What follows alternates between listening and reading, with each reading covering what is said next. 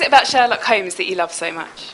Well, single best character in fiction. I mean, if you're going to take a vote in these things, he's the character most often portrayed, most often resurrected, most popular character in fiction, most easy to like character in fiction. That's what I like about him. It's the best thing ever.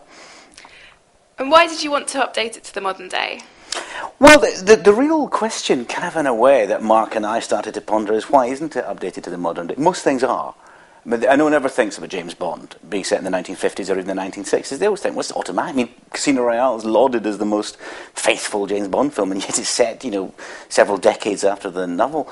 Most things are updated. Most things are just set in the contemporary world because what does it matter when it's set? And for a long, long time, Sherlock Holmes was exactly the same. How closely did you stick to A Study in Scarlet for A Study in Pink? There are several absolutely key things that are taken from A Study in Scarlet. The method of the murder is the same. The job of the murderer is the same. The story of Sherlock and John meeting is very much the same, introduced by Stamford at Bart's hospital. All that is the same. I departed at every other point where it was sort of useful to do so, to turn it into more of a thriller. In other words, to treat it sort of the way... Not to treat it with reverence, but to treat it, well, that's a good bit, we'll have that. Sort of the way, in a way, they did the James Bond films. They take the good bits of Fleming and discard the bits that weren't working for them. Are you worried about fans of the original novels saying it shouldn't be set in the modern day?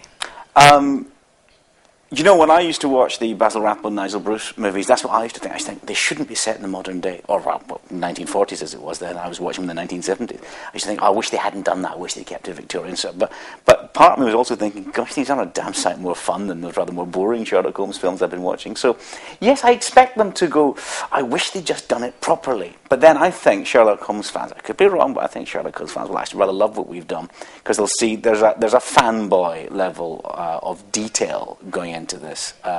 We nail our colours to the mast. You couldn't watch this as a Sherlock Holmes fan and not realise it was made by Sherlock Holmes fans.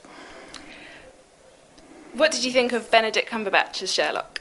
Benedict is the only person we've ever auditioned for this part, the only actor who's ever sent the part of Sherlock.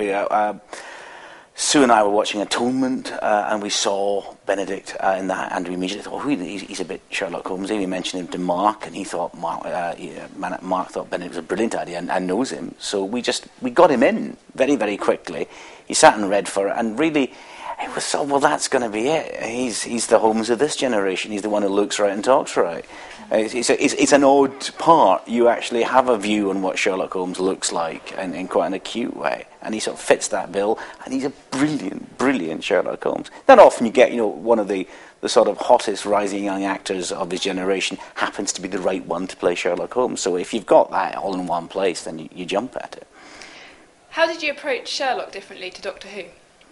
Well, I don't even really think of them as, I just think of them as different things. I don't sit there and think, how do we make this different to Doctor Who? In fact, quite necessarily, I have to not think in those terms, because there are things about Doctor Who and Sherlock Holmes that are not by accident similar. When at the very, very beginning of Doctor Who, very, very beginning, when William Hartnell was first playing it, they sort of get it wrong right at the start, and the Doctor isn't the hero. And he isn't that brilliant. He's just a sort of senile old man who's daffing about the place, being a bit of a nuisance. So when sort of David Whittaker started to realise that, who was the script editor, the Doctor should be the hero of this show, and he deliberately and avowedly says, "Look, let's make him more like Sherlock Holmes. Let's make him brilliant." So the commonalities between the Doctor and Sherlock Holmes are there. They're sort of, I suppose, are weirdly opposite in that the Doctor always strikes me as sort of like an angel who aspires to be human, whereas Sherlock Holmes is a human being who aspires to be a god. So there are sort of opposite paths. In the curious way, I sort of always think of the Doctor as being slightly more human than Sherlock Holmes, because he values those things. He wants to have fun. He wants to be silly. He's very, very emotional and sentimental and silly, whereas Sherlock Holmes is trying to put all that behind him. So I think they'd have a tempestuous relationship if they were to meet. What was it like working with Benedict and Martin together? Well, that was it was one of the easiest things in a way we've ever done, because the instant, somewhere or other we still have the very first audition they did together. And just the mere presence of Martin in the room changed Benedict's performance. They immediately liked each other. They immediately seemed complementary in a way. The tall, thin man and the short man, the two very different acting styles. Martin's absolute fastidious realism, and Benedict's, equally real, equally brilliant, but very much the leading man, very much the sort of striking, exotic figure. The two of them in the same screen, you just, well, that's perfect. They belong together. They just absolutely look as though they should be a part of a double act. Would you ever write any original Sherlock stories?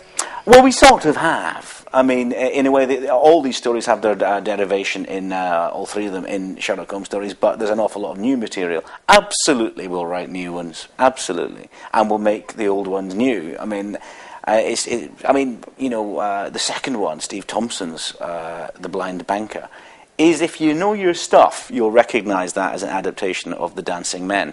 But you really have to know your stuff, because he's changed every single detail. So it's kind of a new story, but it does come from a nugget of, a very brilliant nugget of Sir Arthur's.